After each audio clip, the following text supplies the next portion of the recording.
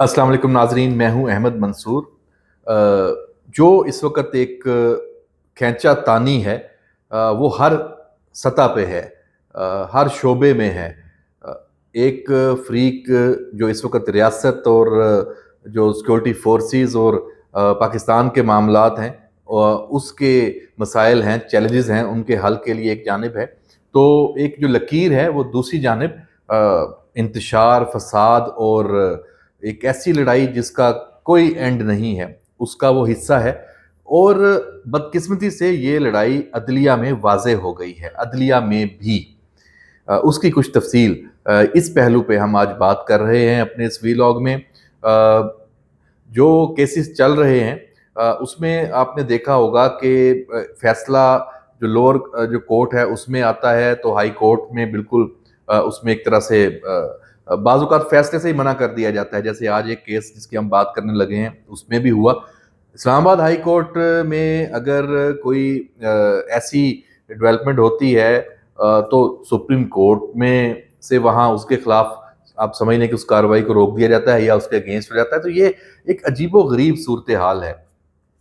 हमने कुछ दिन पहले डिस्कस किया था कि जो अडयाला में समात चल रही थी, 190 मिलियन पाउंड का जो केस था, अलकादर ट्रस्ट केस, उसकी जो हेयरिंग थी, उसकी प्रोसीडिंग थी कि ये पिछले साल से ये चल रही थी। तो उसमें जो बानी पीटीआई हैं, बानी चेयरमैन पीटीआई इमरान खान और बुशरा बीबी, और जो मामलात उसमें उनके जो वुकला हैं, उनकी दिलचस्पी, जिस तरह उन्होंने केस को आगे बढ़ाया, तो वो फैसला कानून का जो एक आम अदना सा तालब इल्म है उसकी नज़र में भी वाज़े था। अभी अदालत ने फैसला नहीं सुनाया, लेकिन जिसने भी इस प्रोसीडिंग को देखा है और उसका वो बगौर जायज़ा लेता रहा है, तो उसको पता है कि क्या फैसला आएगा। फैसला ये आएगा कि जो इल्ज़ामात हैं, जो सबूत सामने रखे गए, उसका कोई तोड़ किया नहीं गया कानून की नज़र में। इस समात में जो इमरान खान और बुशरा बीबी जो मुल्ज़मान हैं, उनके जो वुकला हैं, होता क्या रहा वहाँ पे? वक़्त का ज़िया होता रहा। इस सारी कार्रवाई में अदालत को ज़िच किया जाता रहा। जो जो जवाब देने की बजाय तावीलें घड़ते रहे, डिलेइंग टैक्टिक्स वो यूज़ करते रहे, और इमरान खान साहब क्या करते रहे, वो इस केस की आड़ में अपना पॉलिटिकल एजेंडा वो आगे बढ़ाते रहे। मीडिया टॉक्स की सूरत में वो आप देखते रहे हैं कि वहाँ से मतलब जो समात की जो कवरेज है उसकी बजाय कि खान साहब ने क्या कह दिया, एक-एक घंटे की वो तकरीर रोज़ मीडिया से फरमाते रहे हैं। अच्छा, अपने जो पॉलिटिकल जो वुकला जो वहाँ जाते रहे हैं इस केस लड़ने के लिए, वो इनका केस लड़ने के लिए डिफेंस काउंसल्स नहीं जाते थे।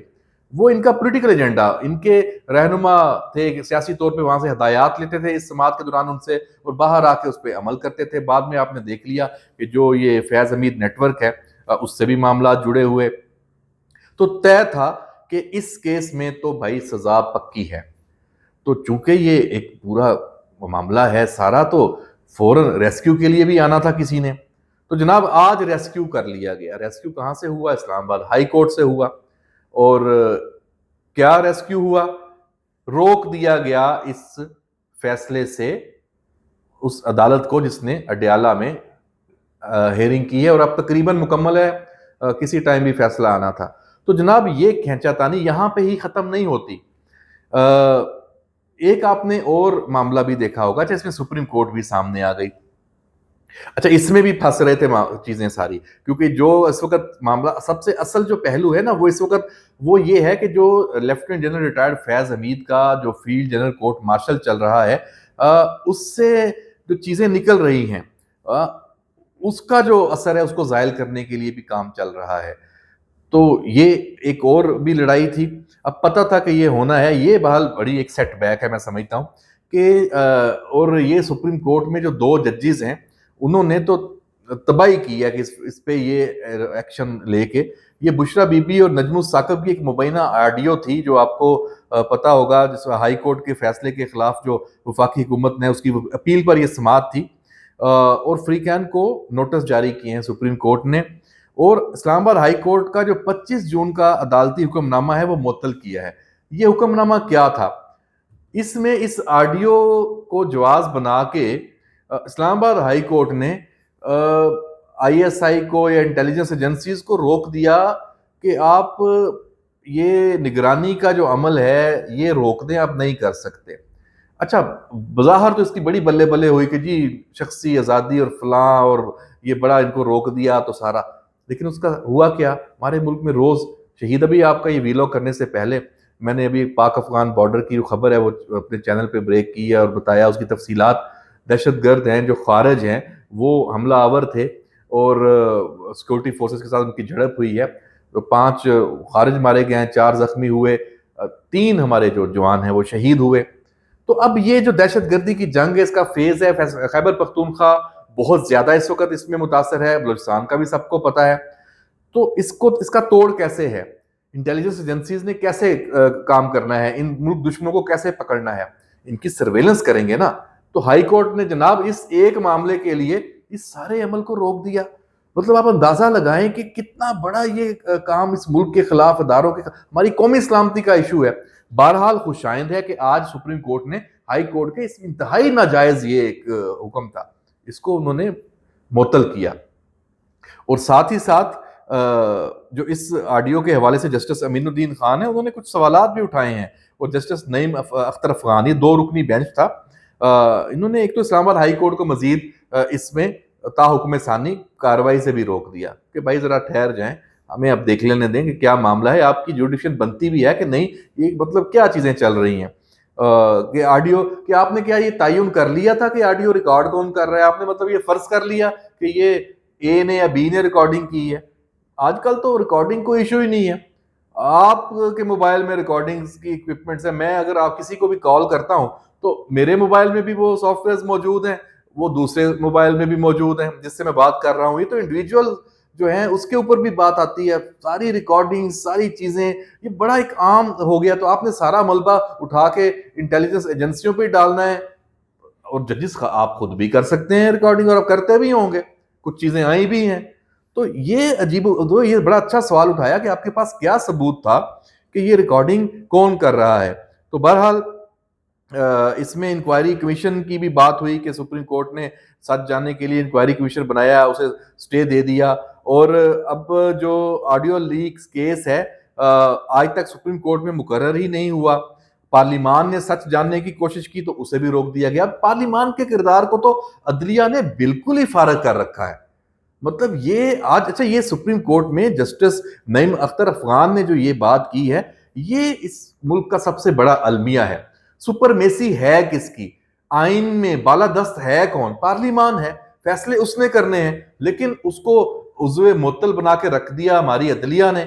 مطلب وہ جو کوئی کام کرتے ہیں ان کو روک دیتے ہیں. بھائی آئین میں ایون کوئی تشریح کے نام پہ آپ آئین میں نئی آپ ترامیم بھی کر دیتے ہیں، نیا آئین لکھ دیتے ہیں، نئی شکیں. پچھلے جو کچھ کیسز ہیں ابھی حال ہی میں مخصوص نشستوں والے معاملے میں سب نے دیکھا ہے، اس میں بھی جو 2 ججز نے اپنا فیصلہ، اقلیتی فیصلہ جسے کہہ لیں، اختلافی نوٹ کہہ لیں، اس میں سب کچھ واضح کیا. اس کا جواب کسی کے پاس نہیں ہے.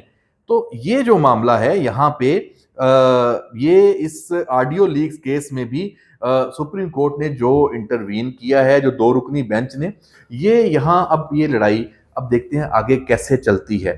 ہائی کورٹ بھی کھل کے سامنے ہے، جسٹس بابر ستار سے لے کے اور دیگر جو ججز ہیں. سپریم کورٹ میں بھی کچھ ججز ہیں، ان کی گروہ. تو ابھی کیا ہو رہا ہے؟ میں یہ سمجھتا ہوں کہ یہ جو فیض حمید کا کورٹ مارشل چل رہا ہے اور یہ پورا نیٹ ورک یہ انویل ہو رہا ہے، اس کے اوپر چیزیں آ رہی ہیں، اس میں جو جوڈیشری کا رول ہے، جو عدلیہ میں ایک تقسیم ہے، وہ بھی واضح ہو رہی ہے کہ اس نیٹ ورک کے حامی کون ہیں اور مخالف کون ہے، یا ریاست کے ساتھ یا عدلیہ کے ساتھ کون چل رہے ہیں. تو یہ چیزیں بڑی خوفناک ہیں. اس کا مطلب یہ ہوا کہ ابھی خوف پیدا ہو گیا ہے کہ باقیوں کا کچا چھٹا بھی آئے گا. تو اس میں پھر آ جائے گا جی یہ توہین عدالت ہے، آپ اس کو کرنے. لیکن میں سمجھتا ہوں معاملہ توہین عدالت سے آگے چلا گیا. بھائی ابھی تو فی الحال تو یہ طے کریں کہ اب یہ ڈیبیٹ ہونی چاہیے. اگر فوج کے اندر جو اعلیٰ عہدیداران ہیں، جو جرنیلز ہیں، ان کے نیچے پورا نیٹ ورک ہے، وہ اس کو دیکھا جا رہا ہے، وہ اس کے انکشافات ہو رہے ہیں، اس کو پکڑا جا رہا ہے.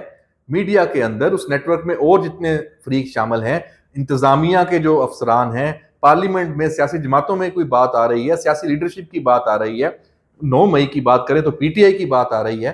تو عدلیہ کوئی صرف اکیلی آسمان سے تو نہیں اتری ہوئی. سائن میں تو پھر 4 ستون ہے, عدلیہ بھی جسٹ ایک ستون ہے. تو بھئی پہلے بیٹھ کے تو یہ طے کر لیں کہ اس میں کون کون ملوث ہے, کون کون نہیں ہے. پہلے اس کا تو ایک دائرہ, ایک لکیر کھینچی جائے. تو عدلیہ کو آپ یہ پورے نمبر نہیں دے سکتا کہ ان پہ کوئی بات نہیں کر سکتا. فیض امیر نیٹ ورک میں اگر ججز شامل ہیں تو ان کا بھی نام آئے گا اور آنا چاہیے. ان کو چھوٹ نہیں ہونی چاہیے کہ وہ چونکہ عدلیہ سے ان پہ کوئی بات نہیں کر سکتا اور توہین عدالت کا آپ ڈرامہ کر دیں یا آپ اس کا سہارا لے لیں اور کسی کو بولنے نہ دیں.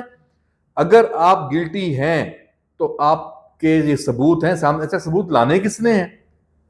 ایجنسیاں, انٹیلیجنس ادارے, تحقیقاتی ادارے, انہوں نے ہی لانے ہیں.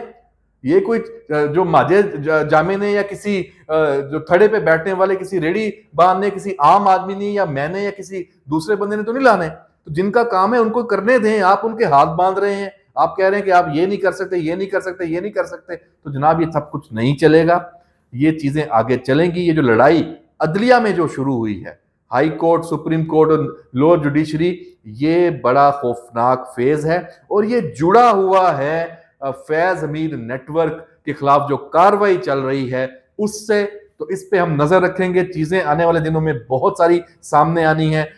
میرے پاس ایک انفارمیشن یہ بھی ہے کہ پورے ملک میں 100 سے زیادہ فرنٹ مین تھے جو مال پانی اکٹھا کر رہے تھے اس فیض امیر نیٹ ورک سے. اور وہ صرف ان فیض امیر نیٹ ورک کے جو یہ جو ملٹری سے ریلیٹڈ ریٹائرڈ افسران ہیں ان تک ہی نہیں جا رہا تھا, اس کا بڑا حصہ جوڈیشری کے اوپر بھی جا رہا تھا. یہ بھی الزامات موجود ہیں. سابق چیف جسٹس ثاقب نثار کے اوپر یہ سوالات اٹھ رہے ہیں اور ججز حاضر سروس کی بھی بات ہو رہی ہے. تو جناب یہ جو نیٹ ورک تھا, یہ جو فرنٹ مین تھے, یہ آپ اور ہم ان کو اس طرح, کیونکہ یہ پاپولر نہیں تھے, یہ بزنس مین بھی ہوں گے, یہ کمیونٹی میں ہوں گے, تو انہوں نے مال اکٹھا کیا ہے. ان میں سے کتنے لوگ منہ کھولیں گے یہ دیکھنے کی بات ہے. اس پہ ہم ضرور بات کریں گے. جو میرے پاس انفارمیشن ہے میں کوشش کروں گا کہ اس میں کچھ مصدقہ چیزیں جب سامنے آ جائیں تو اگلے ویلاگ میں یا کسی اگلے پروگرام میں اس پر میں ضرور بات کروں گا. اور باقی جو لوگ ہیں جو اس پہ نظر رکھے ہوئے ہیں وہ بھی یقیناً اس کو دیکھیں گے اور بات کریں گے. یہ پہلو بھی سامنے آنے والا ہے. اجازت دیجیے. اللہ حافظ.